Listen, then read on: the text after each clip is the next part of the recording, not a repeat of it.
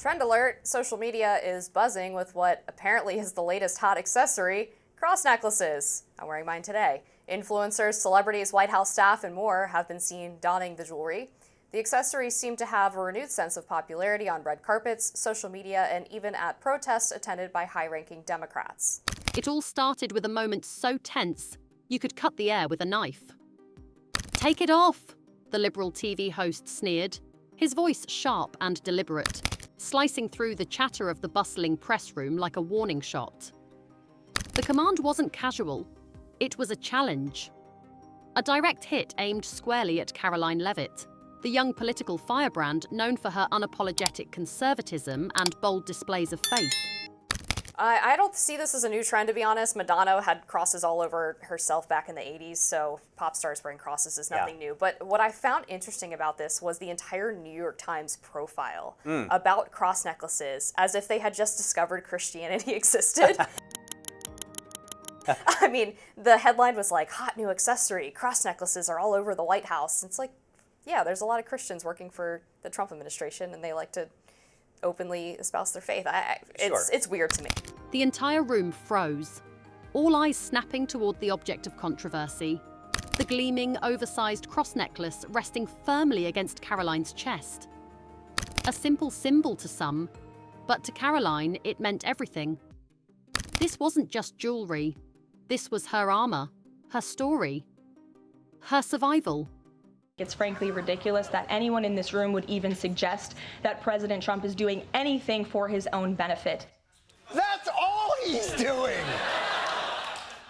By the way, I think the more she lies, the bigger her cross gets. Is that possible? It's like some sort of weird Pinocchio cross. In that moment, something felt eerily off. A strange electricity settled over the room. Whispers began circulating. Some murmured about a brewing scandal, rumors of threats she'd received in private messages, warnings tied to that very necklace. Was this ambush the culmination of those threats?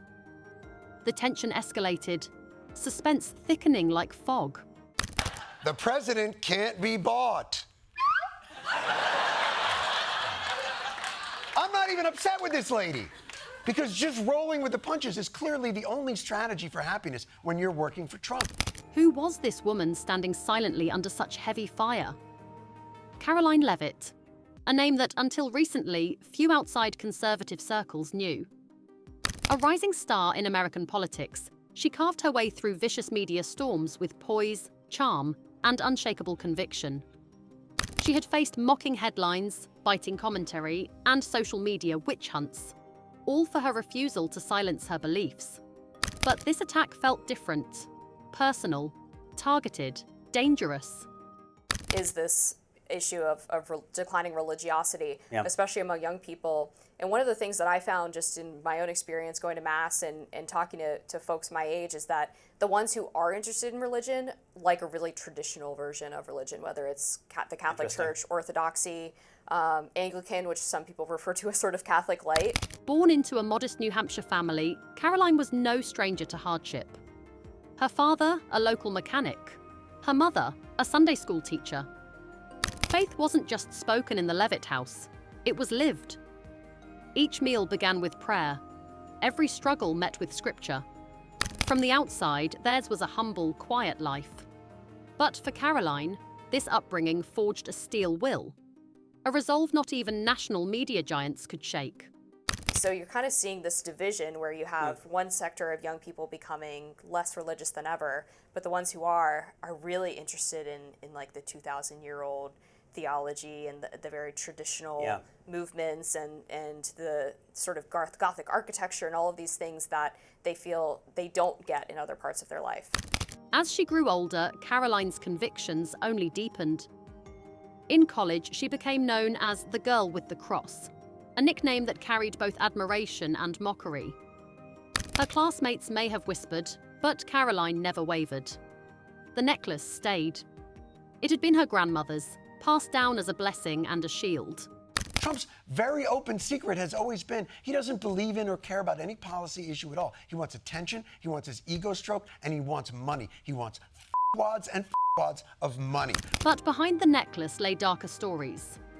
Her grandmother, who survived political persecution in Eastern Europe, had worn the same cross during secret church gatherings, risking arrest for practicing her faith.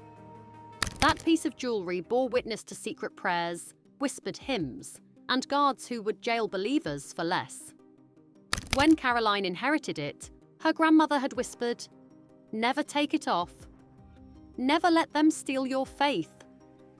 And now here she stood, decades later, at the mercy of a live broadcast challenge that felt too pointed, too planned.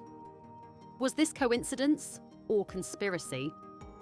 Behind the cameras, some whispered that an unnamed source had tipped off the host, telling him about the necklace's past, about the hidden weight it carried. "Take it off," he repeated. This time more forceful, more threatening. The crowd shifted uncomfortably. Journalists exchanged glances. Even the tech crew paused mid-motion.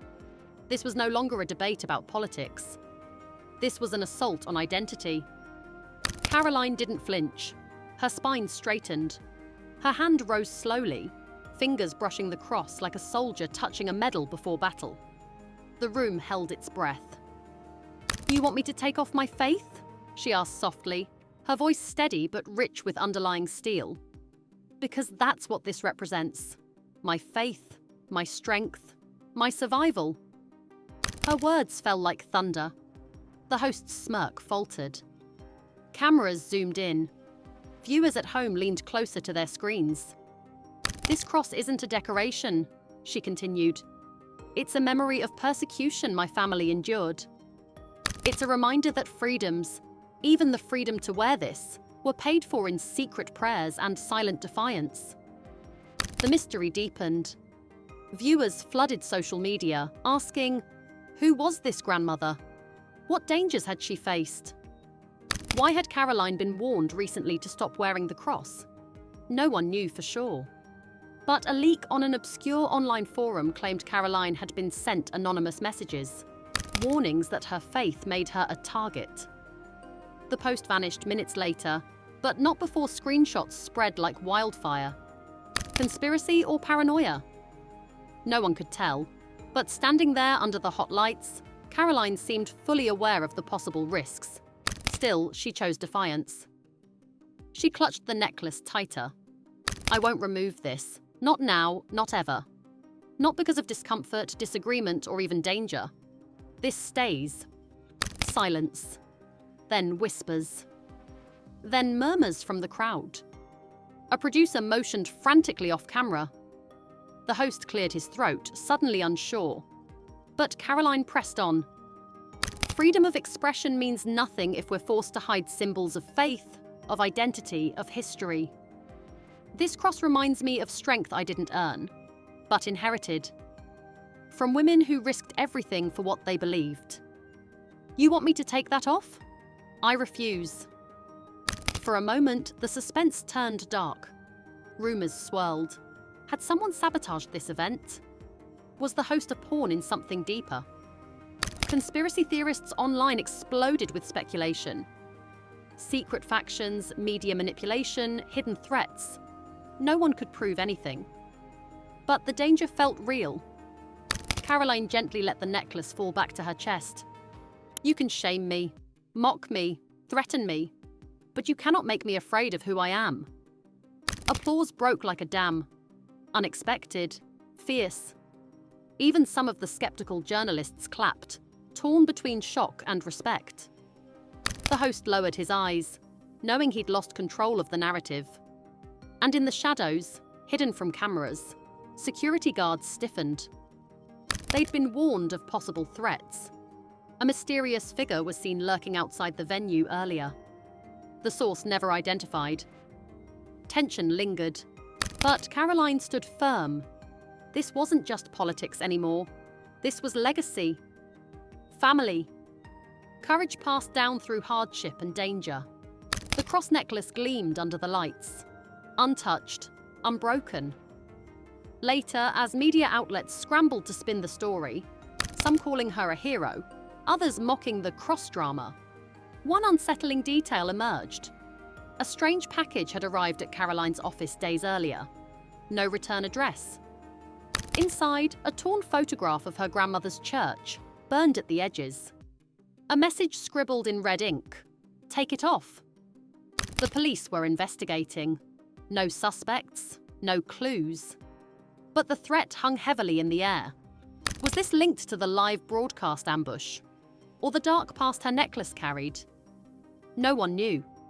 And yet Karoline smiled. Let them threaten. Let them try to erase history. My faith isn't a trinket they can steal. The cross remained, as did the mystery.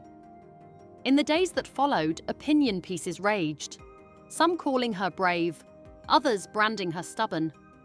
But supporters rallied, inspired by her calm defiance. Churches held vigils, hashtags trended, number signs stand with Karoline. Still, the threats kept coming. Emails, messages, cryptic phone calls with whispered warnings. The FBI quietly opened an inquiry. What began as a petty on-air confrontation had become something far darker, bigger, dangerous. But Karoline refused to be moved. My grandmother faced real danger for her faith, she told reporters later. If I flinch now, I dishonor her. Behind her words, suspicions simmered. Who was pulling these strings? Who wanted her silenced? Was it political enemies, foreign agitators, or someone closer to home? No answers yet, but this much was clear. The necklace would not come off. And the world watched, breath held, wondering what the next move in this shadowy drama would be. So, what do you think?